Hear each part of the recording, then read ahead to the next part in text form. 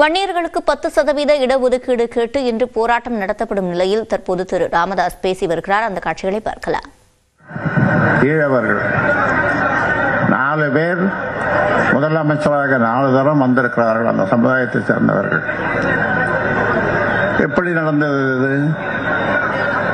அந்த சமுதாயத்துக்கு 14 விழுக்காடு 14% இடஒதுக்கீடு கொடுத்ததனாலே, அவர்கள் படித்ததனாலே அவர்கள் அதை அடைந்தார்கள், அந்த பலனை அடைந்தார்கள். எங்கும் நாம் சொல்லுகிறோம், எல்லா மக்களும் வாழ வேண்டும், 324 சமுதாயங்களும் வாழ வேண்டும். அதற்காக என்னை தவிர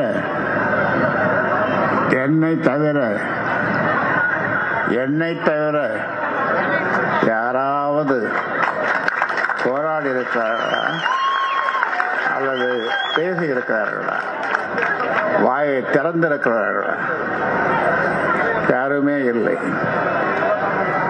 நமது கௌரவ தலைவர் சொன்ன மாதிரி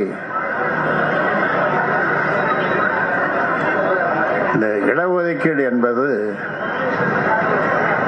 ஏதோ சாதாரணமாக சொல்லுவாங்க கிராமத்தில், உங்க வீட்டு சொத்தா எங்க வீட்டு சொத்தா. இது யாருடைய சொத்தும் அல்ல. மக்களுக்கு சேர வேண்டியதை நாம் பிரித்து கொடுக்கிறோம்.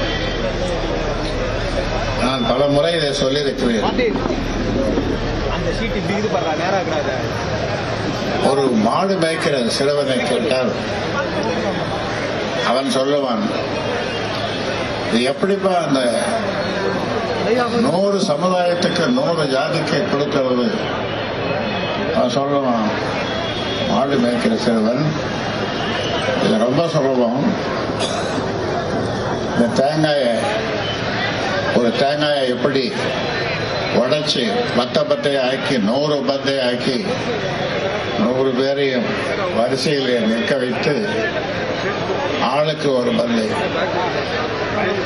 அப்படி கொடுக்கும்போது எல்லோருக்கும் மகிழ்ச்சி.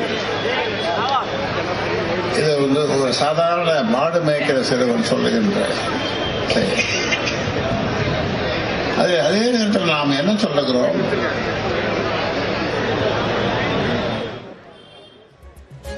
சாதிவாரி கணக்கெடுப்பு நடத்த வலியுறுத்தியும் தற்போது பாமக நிறுவனர் ராமதாஸ் அவர்கள் பேசிய காட்சிகளை பார்த்தோம்.